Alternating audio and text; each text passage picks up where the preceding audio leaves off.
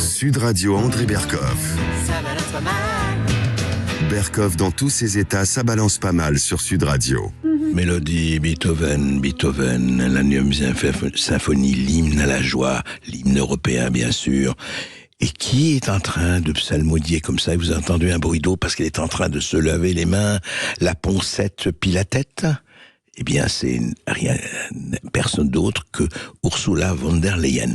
Mais alors, il se passe des choses en ce moment à l'agence européenne, et il se passe des choses au Parlement européen. Et oui, ça arrive. Il y a un certain nombre de députés, dont Marcel de Graaf, qui ont adressé des lettres, effectivement, dès le 18 octobre, à European Medicine Agency, c'est-à-dire, c'est l'agence européenne du médicament. Et l'Agence européenne du médicament leur a répondu. C'est intéressant. Elle a répondu d'ailleurs en octobre, et le 21 novembre, ils en ont parlé dans l'enceinte du Parlement européen. Alors, il y a eu qui a demandé. Alors, il a répondu à madame et messieurs les députés Marcel de Graaf, Gilbert Collat, Francesca Donato, Joachim Cus, Miroslav Kolakujic, Virginie Geron, Ivan Vili-Borsingis et Bernard Zimniok. Voilà. Et Virginie Geron, bonjour. Bonjour. Merci d'être avec nous. Alors, juste un mot, j'ai retenu 2 ou 3 phrases, mais de quoi il s'agit? Alors, vous avez raison, dit l'Agence européenne du médicament, donc aux députés, dont vous, qui les avez interpellés. Vous avez raison de souligner que les vaccins Covid-19 n'ont pas été autorisés pour le traitement des maladies infectieuses. Alors déjà ça c'est quand même hallucinant. Ouais. C'est-à-dire, les vaccins Covid-19 n'ont pas été autorisés pour le traitement des maladies infectieuses. Alors pourquoi elles ont été autorisées? Premièrement. Deuxièmement, la prévention de la transmission d'une personne à l'autre, les indications concernent la protection uniquement sur les personnes vaccinées. Voilà. Information sur le produit des vaccins. Les vaccins sont destinés à une utilisation active, mais ajoute, je rappelle, l'Agence européenne du médicament, les rapports d'évaluation sur l'autorisation des vaccins du médicament se confesse, fait son mea culpa ou quoi? Pas du tout, je crois qu'au contraire, elle balaye d'un revers de la main toutes nos critiques, puisque depuis le début de cette campagne de vaccination qui a été autorisée par la Commission, et surtout l'Agence du médicament européen, je rappelle, c'est une agence de la Commission. Ouais. Son budget, 87% est financé par les laboratoires privés. Et en fait, il faut recouper ces informations avec le rapport initial de la Cour des comptes. Un document très intéressant, d'ailleurs, c'est sur cette base-là que nous avons fait cette lettre à l'EMA, parce que, rappelez-vous, j'étais membre de cette commission Covid. Oui. Pendant 1 an et demi, on a posé des questions. Il y a eu une audition avec, d'ailleurs, Emer Cook, qui est la directrice de l'Agence du médicament. Et vous rappelez-vous, il y a une vidéo hallucinante où, en fait, elle se cache parce qu'elle veut pas répondre à nos questions. Oui. Donc là, on a considéré que, suite à ce rapport, suite aussi aux faits, donc il y a des rapports mensuels qui dénoncent et qui relatent des effets secondaires suite à ces nouvelles campagnes de vaccination. Et donc, on a considéré qu'il était urgent d'interpeller l'Agence du médicament, puisque c'est elle qui a donné l'autorisation à ces vaccins, et de continuer à pouvoir poursuivre cette vaccination. On le sait, aujourd'hui, on est à la 5e dose ici en France, et aussi au niveau des États européens. Oui. Donc, du coup, on a posé cette question avec différents députés, et la réponse, effectivement, c'est pas un mea culpa, en fait, puisque... Enfin, ils reconnaissent un certain nombre de choses, quand même, qu'ils ne reconnaissaient pas. Oui. Tout à fait. Alors, ils l'avaient plus ou moins reconnu lors des différentes auditions, notamment avec Pfizer, quand Jenny Small avait dit qu'ils n'avaient pas étudié la vaccination par rapport à la notion de transmission ou pas. Et ça remettait en question, effectivement, la validité du pass sanitaire, je rappelle, qui était passé en passe vaccinal. Et rappelez-vous qu'en France, c'était Bruno Le Maire qui avait dit que ça permettait effectivement l'empêchement de la contamination. Donc effectivement, c'est un aveu d'un côté, donc c'est très bien, on va s'en servir pour continuer à poser d'autres questions, parce que nous, notre demande, c'est la suspension de l'autorisation de la mise sur le marché de ces vaccins, parce que c'est quand même ça l'objectif, puisque c'est eux qui ont pris cette responsabilité dans un état d'urgence, puisque c'était au tout début de la crise, et que même eux considéraient que dans ce contexte de crise, il fallait faire vite, et ils avaient donné cette autorisation. Et c'est très important de rappeler que normalement, pour un vaccin, c'est entre 10 et 15 ans, avec toutes les études des essais cliniques. Là, ça a été sorti en moins de 9 mois. Et donc, au vu de ces éléments, on a demandé effectivement quelles étaient les indications autorisées. Donc, on a ce premier aveu qui est très important parce que ça va pouvoir nous permettre de remettre en question les mesures de certains États, et notamment la France, qui se sont servis de cette, on va dire, de cette information erronée en poussant les gens à se faire vacciner. Rappelez-vous, autour de Noël, on disait aux parents de vacciner leurs enfants pour protéger les grands-parents. Oui, donc absolument. Ça, c'est un premier élément très important. Il y a même eu des vidéos tout à fait hallucinantes là-dessus. Oui, tout à fait. Ouais. Rappelez-vous ces campagnes publicitaires autour de Noël où on voyait effectivement un couple dans la cuisine et l'autre près du sapin Noël. Et la petite fille qui allait embrasser sa grand-mère, elle se retrouvait intubée. Ouais. Exactement. Donc c'est triste et en même temps on l'a quand même vécu et donc ça remet en question cette politique, ces mesures sanitaires de certains États, dont la France. D'autres éléments sont importants dans cette lettre et notamment autour de la sécurité du vaccin. Il s'appuie encore aujourd'hui parce que, comme je l'ai dit, il y a donc la 5e dose qui est dans les tuyaux, j'ai envie de dire, même si je regarde les chiffres qui sont quand même intéressants en termes de taux de vaccination, on est à moins de 3% au niveau européen. Donc ça, c'est des chiffres de l'ECDC. Moins de 3%. Donc là, donc c'est un échec total de cette stratégie vaccinale avec la 5e dose. Pour rappel, la 4e dose, on était à moins de 15% au niveau de l'Union européenne. Et donc en fait, ça remet en question cette stratégie vaccinale, notamment où on voit effectivement qu'il y a certains gouvernements qui poussent encore à cette 5e dose. Et donc, on a posé cette question en termes d'efficacité. Mais alors, et ils nous répondent. Oui, Virginie Geron, juste, pardon. Pourquoi c'est les 3 députés européens qui, comme vous, étaient cette intervention de 21 novembre était surtout pourquoi? Enfin, c'était. Alors, c'était une conférence de presse pour expliquer un petit peu la réponse de l'EMA. Comme c'est Marcel Degrave qui avait initié cette demande, eh bien c'était lui qui pilotait cette demande. Moi, j'ai pas pu intervenir parce que j'étais sur une autre intervention au sein du Parlement parce que c'était durant la plénière. Donc, qu'est-ce qu'on fait c'est intéressant de voir que c'est transpartisan, c'est avec différents députés d'États différents, et donc c'est important. Et comme vous voyez depuis le début, il y a des Français qui travaillent avec, là c'est les Croates, là c'est un Hollandais, et donc cette conférence permettait un petit peu de diffuser cette information auprès des médias pour pouvoir ensuite en parler. Et là, je vous remercie de me laisser la parole et de pouvoir expliquer parce que j'ai pas pu m'exprimer lors de cette conférence de presse, parce que c'est important.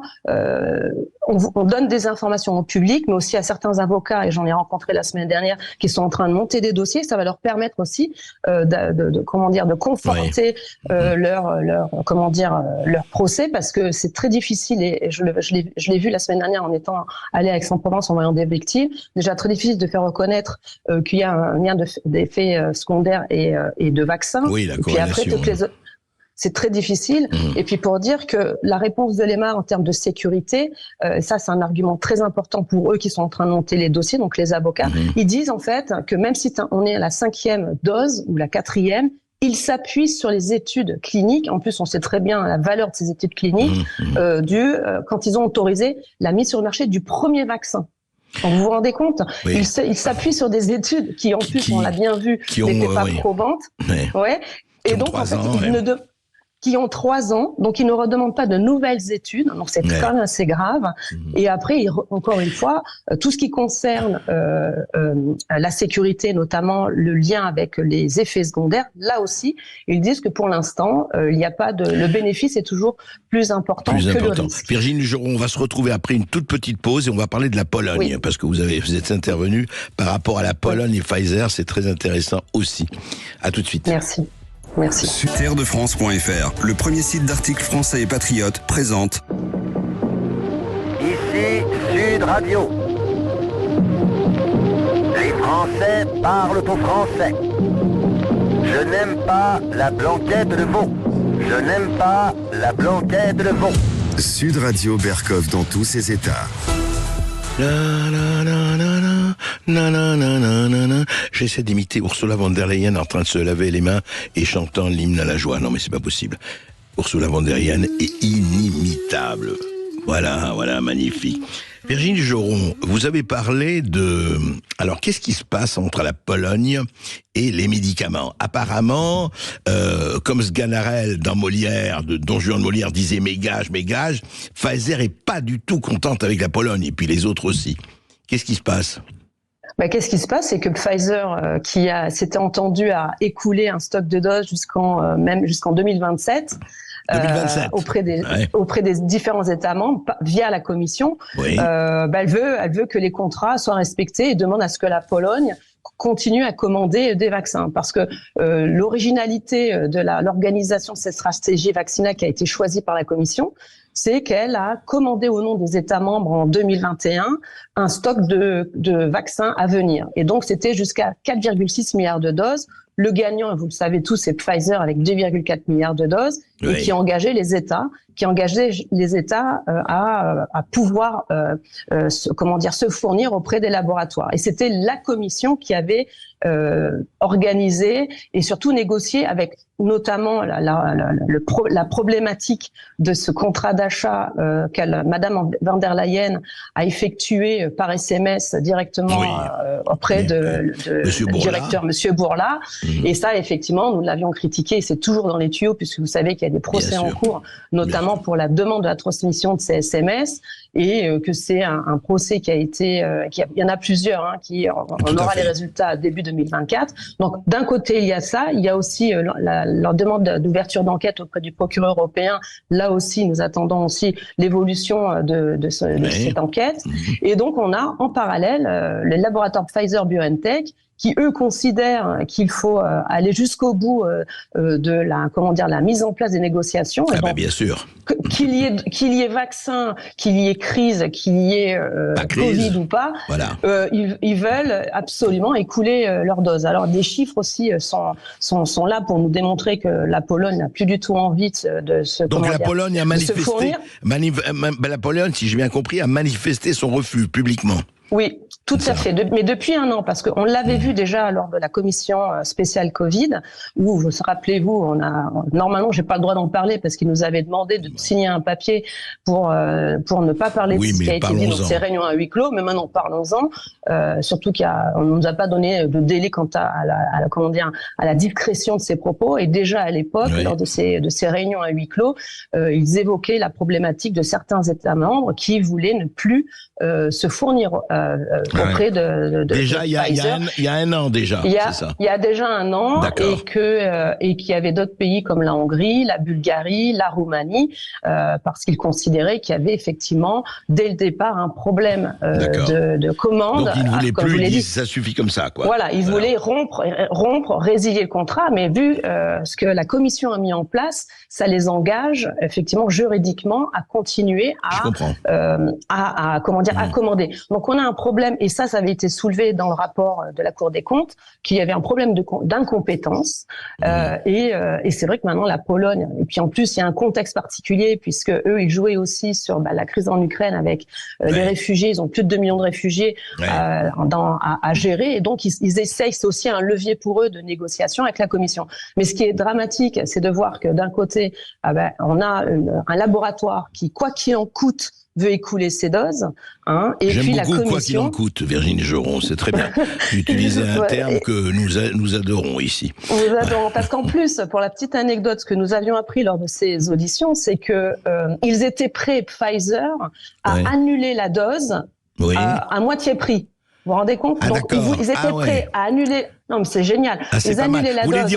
Vous dire, on vous la vend à moitié prix. Allez, on marchande un peu, là, tout va bien. C'est ça. Donc, attendez, mais c'était 20 € normalement le prix initial de la dose. Donc, ils nous la faisaient à 10 €, mais sans nous la donner. C'est incroyable. Mais écoutez, donc, vous savez, non, excusez-moi, Parlement pour vous avez des petits bras. Vous n'aurez pas pu négocier à 5 € comme ça, vraiment, là, franchement, non. Ce qui est incroyable, c'est que ce sont des institutions publiques, de l'argent public, que la Commission, sous prétexte de crise, s'est octroyé une compétence qu'elle n'a pas. Et aujourd'hui, on va voir ce qu'elle va faire, parce que c'est quand même elle qui s'est engagée au nom des États membres. Si elle va aussi se joindre à l'Union, à la Pologne pour essayer un petit peu de négocier avec ce laboratoire. Qui lui a qu'un objectif, et nous l'avons vu dans ses auditions, il a qu'un objectif, c'est financier. C'est-à-dire que quoi qu'il en coûte, c'est effectivement écouler ces doses, et maintenant on va le voir avec ce procès si Virginie Geron, je vous trouve très sévère. Je pense qu'ils ont un objectif humaniste également. Non, là vous exagérez un peu. Oui, vraiment, non, mais sérieusement, ce qui est étonnant, c'est que pour le moment, d'abord, les contrats européens. Honnêtement, les contrats, je parle des contrats avec les États, etc., faits par la Commission européenne, qui ont été jusqu'à présent montrés à moitié, biffés, tout ça, on en a parlé suffisamment. Mais aujourd'hui, à l'heure où on parle, Virginie Geron, est-ce que vous, députée européenne, du groupe Identité Démocratie, est-ce que vous avez vu un contrat, je parle pas d'Afrique du Sud, je parle pas du Canada, est-ce que vous avez vu un contrat avec les pays d'Europe, notamment la France, complet, tout avec tous les alinéas, etc., ou pas? Alors moi j'ai vu le contrat de la Commission avec les laboratoires, effectivement, sans qu'il y ait des clauses cachées. Mais par contre, les contrats d'États membres au laboratoire directement, je n'en ai pas vu. D'accord. Et c'est vrai que dans les statistiques de l'ECDC, on voit que la France est très généreuse dans l'achat des vaccins. Donc là, on vient de voir un comparatif. Par exemple, l'Allemagne, pour la 5e dose, est beaucoup moins généreuse. 1,1 million de commandes, alors que la France, là, pour la 5e dose, elle a commandé, on a calculé par dose 3,8. Donc beaucoup plus généreuse que les autres États membres. Mais Charles de Gaulle le disait déjà, c'est beau, c'est grand, c'est généreux, la France. Voilà. Donc, mais c'est vrai que nous n'avons pas accès à ces contrats. Et c'est bien regrettable. C'est regrettable. Merci beaucoup Virginie Geron, députée européenne, je le rappelle, et on va suivre tout cela bien sûr parce que c'est loin d'être fini comme on sait.